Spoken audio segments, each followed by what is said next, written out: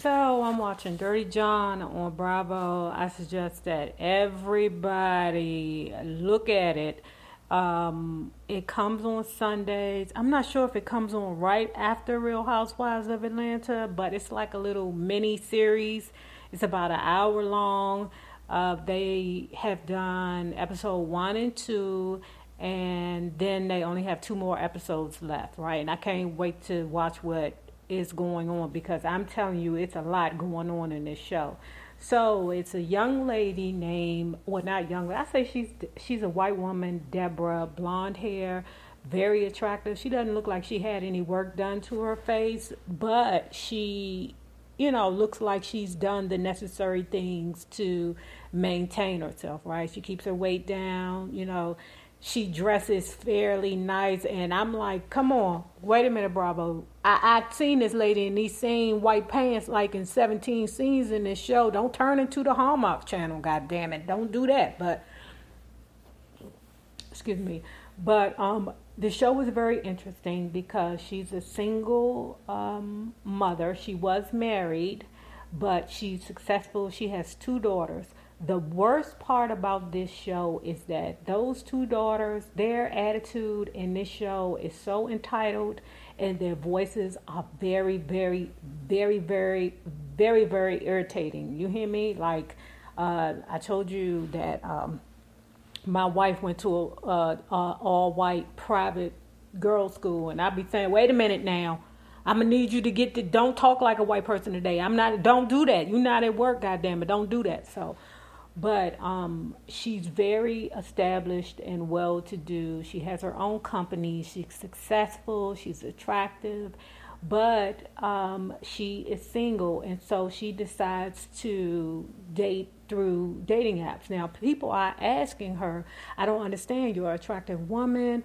Why aren't you finding someone that, that's out in the open? But as you get older, I'm going to say, because I've been through it myself, but as you get older, it's harder for you to find people to date. It really is. So then the show moves on to the different types of men that she meets all along the way in her endeavors in finding, somebody special for her, right?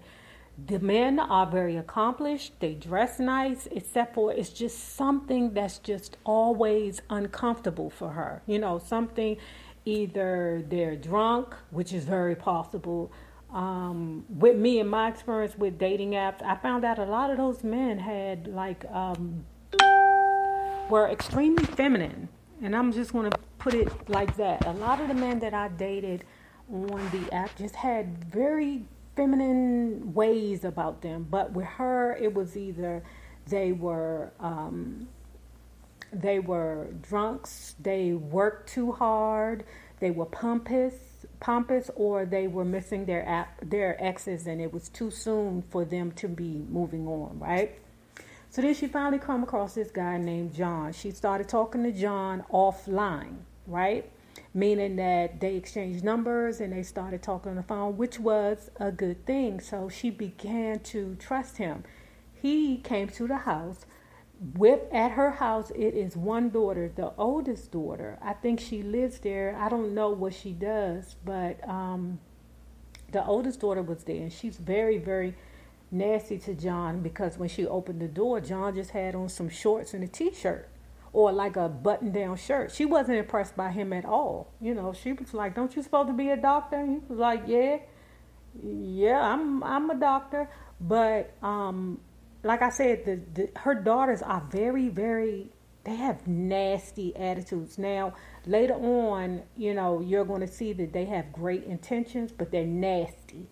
So then they go on their date, and I believe that because he was a guy who was supposedly so accomplished, because she learned that he was a anesthesiologist who worked for Doctors Without Borders, something like that, and over in Iraq, and he was an anesthesiologist, and for him to be so accomplished but still be so down to earth, that was what was attractive to her.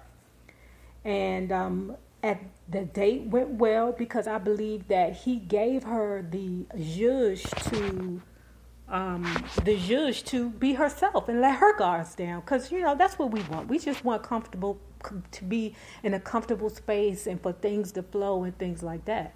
So then they went back to her house. He got a little aggressive, meaning like she was attracted to him, but she knew it was too soon, for the first date, for the first night. She knew that. I mean, shit. I swear all these dates ain't nothing but let me hit it on the first night and move on anyway. All these, what do you call them? Social media dates, child, Tinder dates, all that stuff means just let me hit, just let me fuck. And some like a little birdie in the back of her mind said, no, I don't want to do this. So when she rejected him, he got mad and walked out. The next day, she's talking to her assistant saying, he was the perfect guy, but it just went left somewhere. So I'm sorry, I take it back. I think it's every Monday that the show comes on. But at any rate, the guy called her. John called her back after that bad episode that she had with him at her house where he tried to, I guess, stay over and, hunch on her. But she was like, no, motherfucker, you look good, you feel good, but you won't be getting this. Not tonight. Maybe in a month, but not tonight, goddammit. So he called her and apologized for his actions. And I mean, he put that sugar on the shit as best as he could, because basically he was like, listen, when you're doing these dating things, the people that you meet up with normally be horrible. You weren't horrible. You were a perfect fit. So I was horrible. But I really like you, and I want to keep this thing going, child. She was smiling from ear to ear because although she's seen the hint that this motherfucker getting out of pocket, she still wanted to just try. So the thing about him being a doctor, they show a scene where he's there in his scrubs, and he walks into a patient's room, and he introduces himself, and he makes the patient comfortable, and he seems very charismatic with the patient, right? Now, his relationship now, after that scene, because that was a small scene, it didn't seem like it was weird or anything like that, because like we said earlier, he's an esthetician. Is it anesthesia? Oh, anesthesiologist. What's the people that, stick the juice in you so you won't feel nothing or hear nothing or talk about nothing, whatever it is. That's him. But he continues to date Debra, and it's wonderful. And Debra talks to him about her kids. She has an older son that is perfect. She says she doesn't have to worry about him because he has a wife and kids, and he's gone on about his life. But the two daughters, she's concerned about because she thinks that they just are lost along the way. And I don't know. I told y'all, them some entitled bitches. So the mother, Debra, and her oldest daughter, I don't really know her name, but they all entitled, right? The oldest daughter, the one that greeted John at the door, was a bit snippy to him. Part of her reason for being snippy is because the mother, Debra, has poor judgment in picking men. This is where we found out that Debra has been married 4 friggin' times. You hear me? 4 times. And the daughter is just like sick of her. Like, you need to like chill out, mom, because you're not good at picking out men. And I'm telling you, that dude John was counting your pockets before you even came out the room. And the mother is just like, she just doesn't like anybody because, they're trying to get their emotions out to the therapist, and the therapist is trying to help them. But like I said, that little girl, she may have a point, or her daughter may have a good point. It's just that you can't really see past the entitlement and the snobbishness of it because she's just so, ugh. So the therapist is telling the little girl, look, young lady, your mother has acknowledged the fact that she has made some bad choices along the way, but she is entitled to her happiness.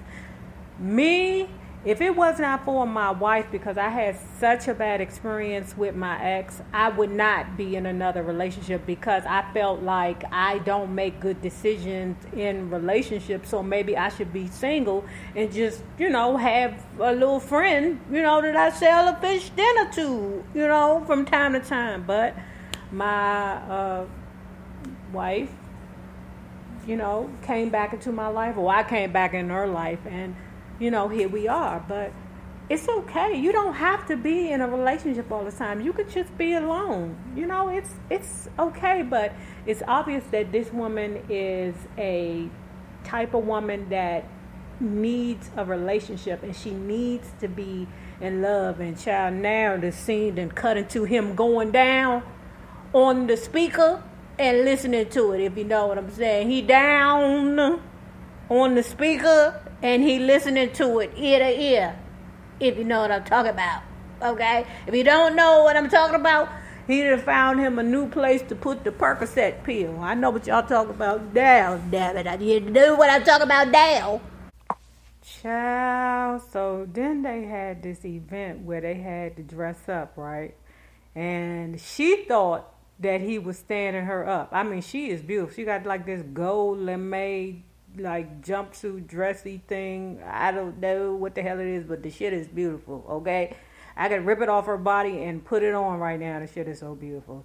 Then in runs him and his scrubs, and he talk about I lost my phone, or, a cat ate it and drag it away, or whatever the hell she talking about. But at any rate, he gave her some kind of sarcoidosis type not sarcoidosis, because, I don't know. I'm thinking about my ex. He got sarcoidosis.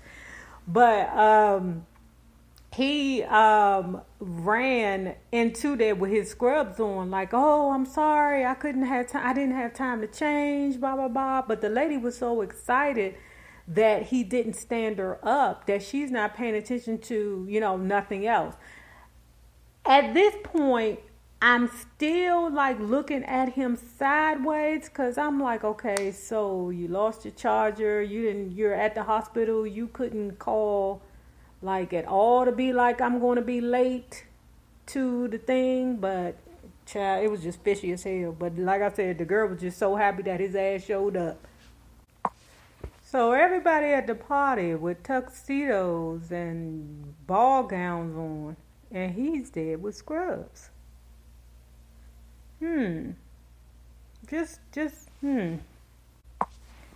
So she admits to John that, okay, I've made some very bad choices in my life. I've been married 4 times. I'm like, well, I mean, shit.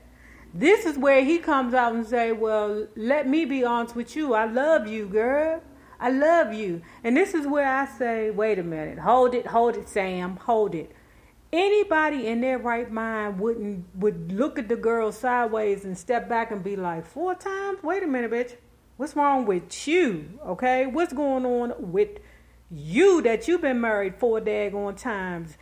Is it because you just easily fall in love? Are you a doormat? Or blah, blah, blah? But he sees it as an opportunity. Oh, she's a sucker for love. She's been married 4 times and it didn't work out 4 times. This woman got a whole lot of money, and I'm getting ready to be number 5. So now they're on another date, okay? And at this point, he's spending the night over because one of the oldest daughter is mad as shit about it. But they're on a date, and they're having fun, and they're looking at rental properties or houses and stuff. To me, that's always a good date, to just look at houses and just dream and just imagine, especially if you're, with somebody and you feel comfortable with them. So what he did was throw her ass in a trick bag. He took her to this wonderful beachfront home, and he was like, I would really, really get this. Now, notice, he has not changed from his normal shorts and rugby shirt attire, period. He hasn't done that yet. I'm like, well, damn, this makes me feel like, well, maybe you came through the door with the scrubs on because your ass ain't got a tuxedo when she went to the party that I just spoke about previously, but he said when he showed her the rental property, he was like, I would get this, but, if I didn't have back alimony, if I didn't have child support and all these other obligations, I would get this. I would love for this to be our spot. Her being so giddy and everything, and, she just walked away and said, Well, no. Let me take it back. She was like, well, I can get this for us. And he was like, no, don't get it. He knew that she would get it for him because she got the guap to do it. And he knows that she's a sucker for love. So guess what? The next day, she's signing an $84,000 check for rent paid in full to take care of the rent of the beachfront house. On top of that, she then told her daughter, well, the therapist feels that we need to live apart for a while. So you got about 5 months on this property that we're living in now. And, you and your sister can stay here, the little sister, who looks like she's 12, but I think she's like 17. But she looks like, oh, my God, their voices are so annoying. But she has moved into a beachfront home. Or she's getting ready to move into a beachfront home with her new dude, number 5, okay, John. And she done left her daughters in the other place that the show initially opened with. Her original place, child. This thing is just going all the way to the left. So, we go back to where, So we go back to where he's back in the hospital with some young lady. And he asked her as an anesthesiologist, how much, well, not some young lady, this Jane young lady that he was talking to earlier in the hospital. How much is your pain? 1 to 10. She can barely talk. She can't breathe because she just came out of surgery. He asked her, he told her, well, we're going to take care of your pain. Then it cuts to where her younger daughter comes in. And her younger daughter has a friend, and she's walking up to the new beach house. John, number 5, is pulling a mattress into the door because, of course, he's living there. And he's very short with the youngest daughter. She's like, I'm here looking for my mama. He say, number 5 say, she ain't here, come back. She look at her friend and say, friend, that's weird. Or look at him like, friend, that's weird. Friend like, come on, let's go. We'll just come back. So, when her youngest daughter, her friend comes back to the house, the youngest daughter knows or noticing that there's some men stuff hanging around. She's like, is this dude living here, Mom? And see, this is the thing that just, rubs me the wrong way because as children, you don't want to see your parent get hurt. And vice versa. As parents, you don't want to see your children get hurt.